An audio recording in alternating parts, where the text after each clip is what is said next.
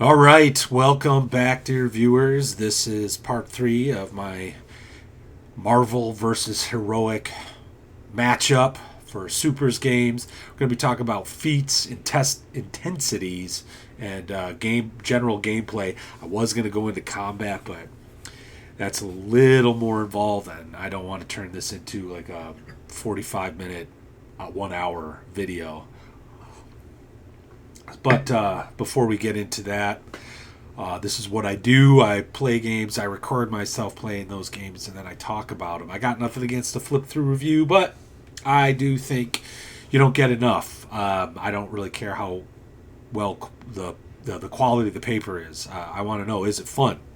Are we? Is it worth the money? This hobby can get expensive, and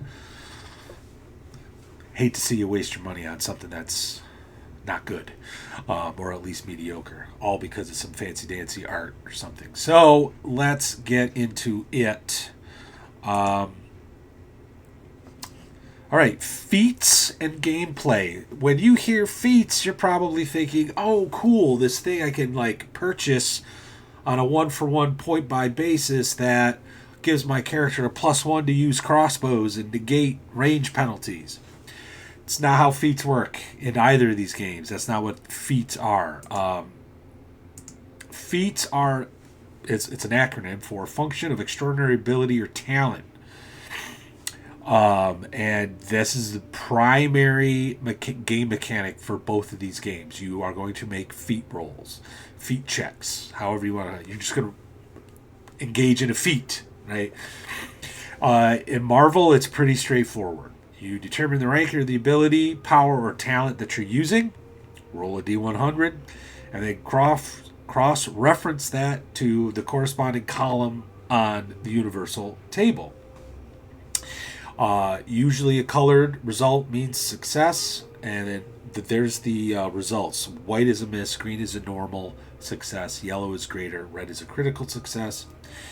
Your judge may impose a penalty called a column shift or a bonus, called a column shift as well, but generally that's how Marvel functions.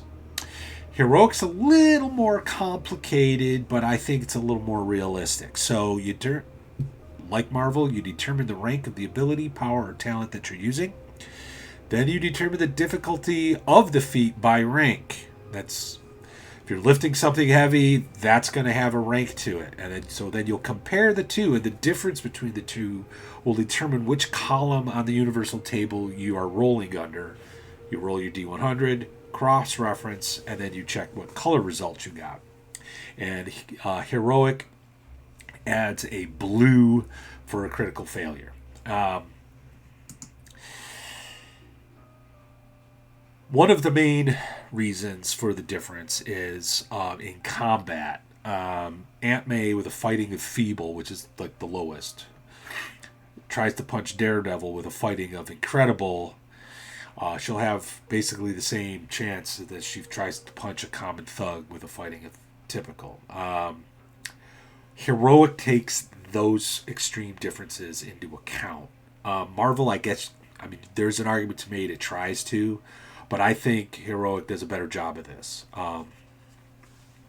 There's also one of the main differences, I think, besides like this mechanical anomaly, is the author of this book is really interested in stories. And whereas I think Marvel tries to emulate the comic book itself, Heroic is more story first, comic book second. That's the sense I'm kind of getting thus far, and I think that's interesting to me, because it's utilizing the universal table as sort of like a guidepost for that emergent story or modification of the story that you're working on. So here's Marvel's universal table, and if you look, a feeble fighting, you'll have a success on a 61, so or better. So even if you provided some kind of penalty or whatever, Aunt May will successfully punch on a 61 or better. Now, Daredevil may use a defensive action, which will talk in another video that could affect her role, and because she's sort of at the bottom of the table, Game Master might just rule she can't do it, right? But it's going to be the same against a thug who's a typical, okay? Just 2 ranks higher than her. Now here's the universal table. She's punching a thug. She's 2 ranks below the thug, so she'd be rolling in the -2 column shift. So she'll be successful on a 61%. Whereas if she was fighting another old person with a feeble fighting, she'd be successful on a 51 or better. Okay? Daredevil has an incredible fighting, so you count the ranks. Feeble to poor, to typical, to good, to excellent, to remarkable, to incredible. That's 6. So she'd be rolling on the -6. So she'd hit Daredevil on a 81 or better. So I think that makes a little more sense, and I think you can see why our fearless author of Heroic did what he did here. And this becomes the basis for the rest of the game. Whereas Marvel's like basic feat roll, it kind of, I don't want to call it a subsystem, but it is a little different. And that's where intensities come in. So the intensity of an encounter is basically its difficulty. In Marvel, it handles intensities by comparing the ability to be used and then compares it to a standard rank for the action taken. So there is a series of charts in the Marvel book that'll tell you like how much 400 pounds is. It's good. It's given a good rank, right? It'll tell you like the IQ or whatever of someone with like a monstrous reason, okay, that or the complexity of the problem, okay. And basically, if your ability is greater than the intensity, you just need a green or better. If it's equal to the intensity, you need a yellow or better. And if it's higher, or I'm sorry, if it's below the intensity, you need to roll a red. There are automatic feats, and that's typically when the intensity is 3 ranks below the power or the rank of the ability. Impossible feats are when the intensity is 3 ranks higher. So, arguably, you could say Aunt May can't. It's just impossible for her to punch Daredevil, arguably. But the way the book is written, it sort of feels like combat is to be addressed in a different way. Like it's just a straight roll to see if you hit, and then you, depending on how well you hit, you check other charts. So if you get like a yellow result with a punch, you could stun someone. A red is a slam, and they go flying. Like a couple areas behind. We'll cover that in future in the next video, but when you're just kind of doing powerful, cool things like lifting a car, you're using this system. So I'm not entirely sure Marvel solved its little problem there, whereas Heroic, I think, does. So I've kind of already discussed this, but this is an example. Captain America has a strength of excellent. To lift 400 pounds, he just needs to get a green or better. A young thug with a typical strength, he will need to get a red result to lift 400 pounds. There you go. How does Heroic do it? Well, you would be comparing the differences. So, again, excellent strength, 400 pounds, good. He has 1 positive column shift, so he would be 1 to the right, and so he would have a better chance, better than 50% chance of success.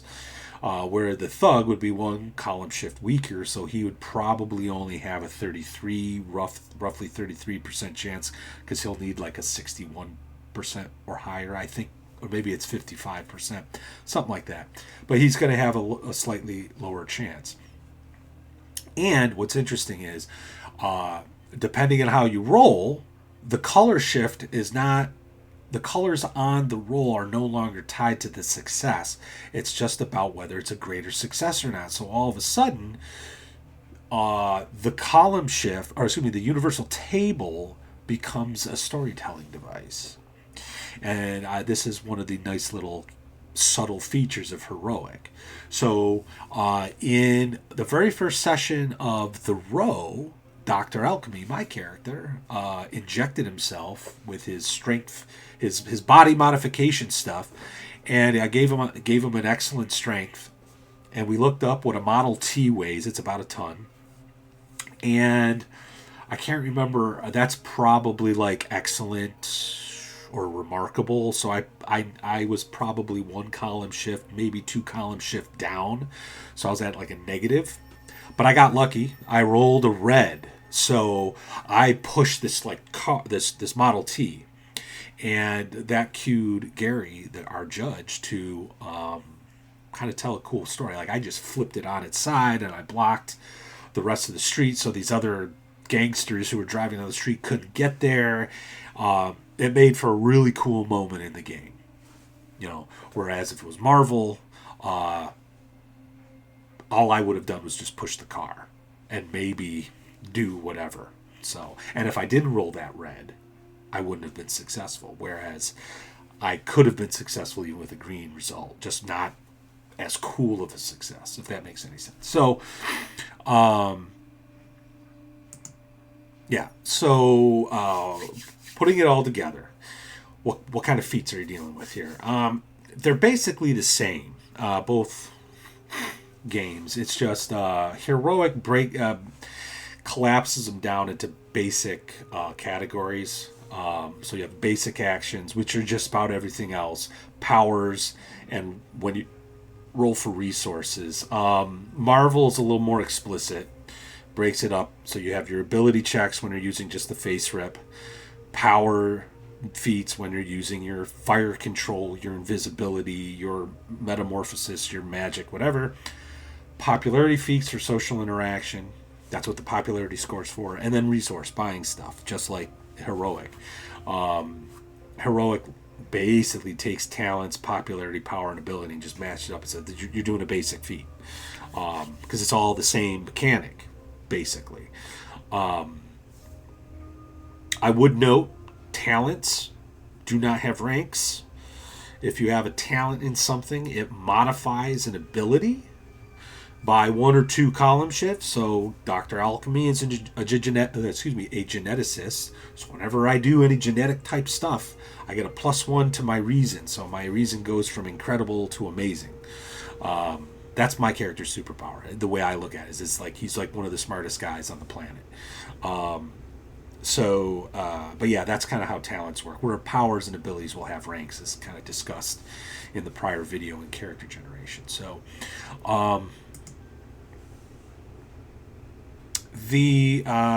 this is a duplicate slide. Okay.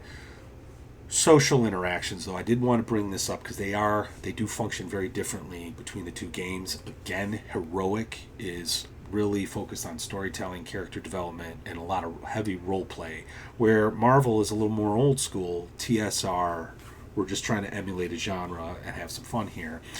Not that you can't have fun with deep role playing. I'm just, that's more OSR, what Marvel is doing, I guess. So popularity fluctuates over time, and depending on what your popularity score is, you'll have to check the chart, check the universal table to see where you are. So if your popularity is at a 40, you're incredible. People really like you. If your popularity is still down around 5, you're kind of typical-ish. They kind of know you, and if you're like the Punisher, no one likes you.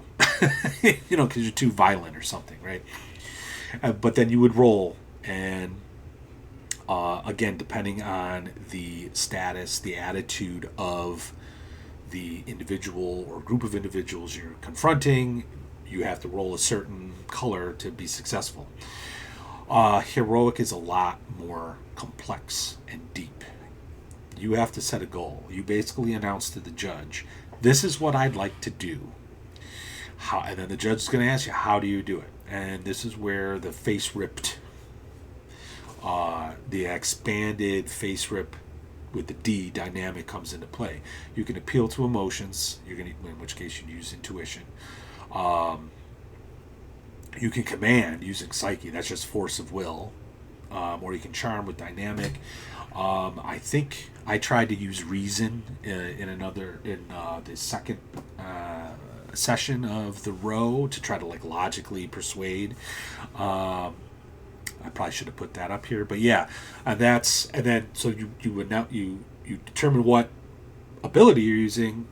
The judge determines the rank of the opposition, applies any modifiers, and then you roll and consult the chart. So, in the second session of the row, I tried to like reason with these like little mutant row rats. They're like children that live in the sewers, and they wanted our money. I wanted to just give it to them because my character, that's just part of my character's personality. But I wanted to reason with them, and I was successful because of my high reason and their low reason. Probably gave me like +4, +5, maybe even +6 column shift.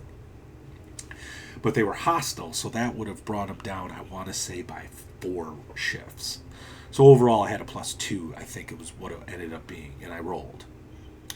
And I was moderately successful, I guess. So I think we kind of made some mistakes in that encounter, but that's why we play, and that's why we talk about it, so we can improve our gameplay. But that's essentially how social interactions work with Heroic. But it goes one step further, which I like. Initially, I'll be honest, I was like, ugh, stress mechanic and mental hit points, come on. But when I was getting into comics back in the day, it was during this shift where it went from cool powers and crazy stuff happening to more personal stories. And this is where Heroic starts to emulate that sort of take on the superhero genre. So your character is going to take a kind of mental damage, your mind points, which is derived from reason, intuition, psyche, and dynamic. And as you take damage, quote unquote, from psychological stress and trauma, things can happen and you can become stressed out, in which case you roll on a chart and then you would have to role play that out. That's going to affect your character. I like it. I've come to really like it, and I'm glad that's part of it, because Marvel does not have anything like this. If you really get down to brass tacks, like unless you're playing a high-tech guy or like a magic using character or a psychic, the last 3 abilities of FASERIP are not as, in my opinion, not as important as the first 4, which are all the physical abilities, where you're like picking up cars, throwing them, blasting people with fire, creating shields, or whatever. So Heroic's a much more well-rounded game at this, in my opinion, at this point. So, and another thing related to social interaction, rather than having a popularity stat because of the new social interaction mechanic, you have renown, which functions like Marvel's popularity. It can wax and wane, but the higher it is, you might get some, based on whatever rank it is, you can get a bonus to the social interaction roll with a positive column shift. So I think that's a nice little feature. All right, putting it all together, action. So this is, I'm probably going to get a little nitpicky with Heroic on this one, but Marvel. Basically, what happens is a judge determines the scene. This is what's happening. There's a bank robbery, right? What are you doing? You see, you see a couple bank robbers. One guy spots you and he's pulling a gun. All right. Players declare actions, right? One character says, "Oh, I'm going to hit him with my firebolt and create a fire cage around him, so I could capture him," or whatever, right? Then you roll initiative. Okay, so you have to declare everything first, and then you roll initiative. It's straight D10 plus an initiative bonus, depending on how high your intuition bonus, depending on how high your intuition is, and then whoever's got the highest goes first. Now, let's say Mr. Firecage rolled poorly, and he's about to get shot. Right? He can, during the pre-action roll phase, change his action.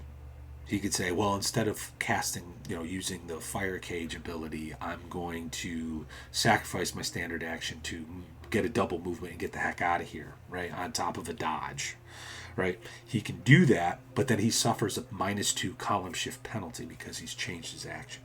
Okay, and then you start resolving actions in order. This pre-action roll, we're going to get more into it with combat, but this is when people are going to be like, "Oh, I'm dodging," and then they roll that, and depending on how that goes, that will affect the bank robber's ability to shoot you, right? So I really like this. I got to be honest, I really like this setup, especially when we compare it to what Heroic does. Initiative is rolled, modified by both intuition and agility, depending on how high they are. Frankly, I think that's a little too much. I think it should just be intuition or agility. Let the player decide which is best. Or maybe even let the judge determine. Like, this is a scene where it's more about mental acuity or something, So thus, use your intuition versus like an explosion going off, in which case it would be like agility, right? But for this game right now, it's both. Then everyone gets a move action, a standard action, and a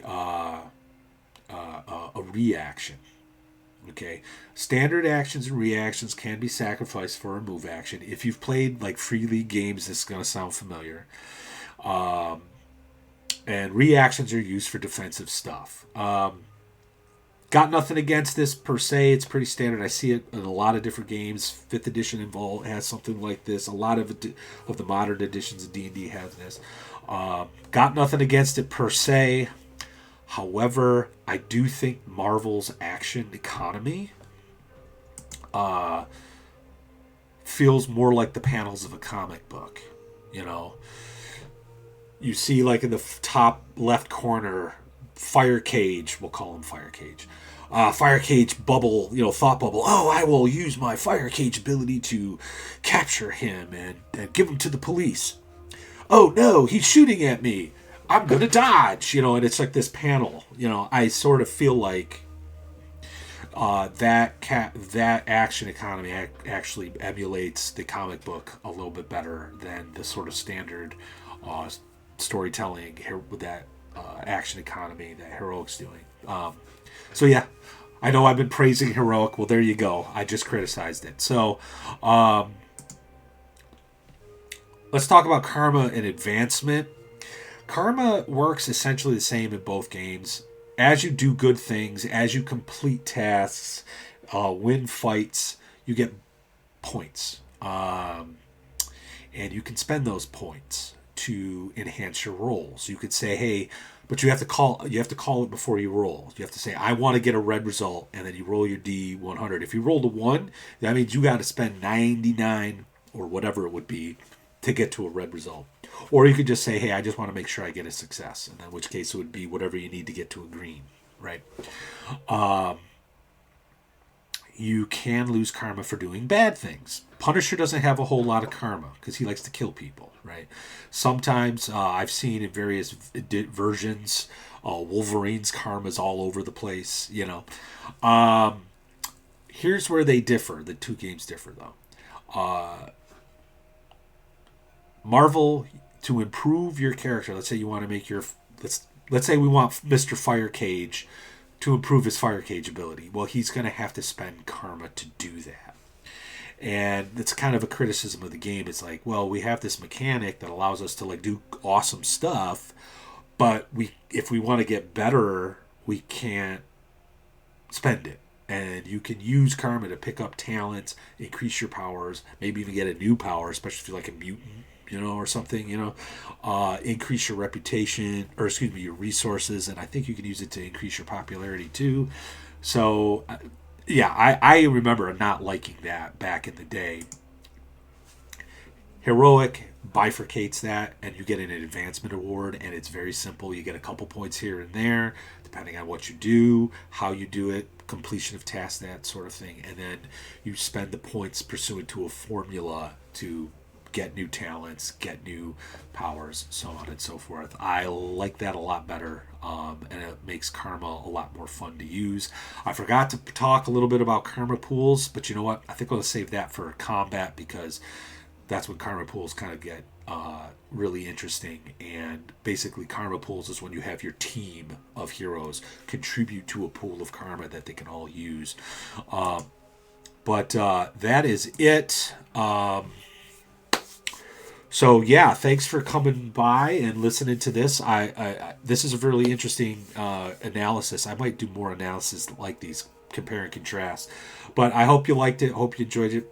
Please hit like and subscribe, bell icon, and I'd be remiss if I didn't mention Gary, the judge of the row, and I are starting a live stream.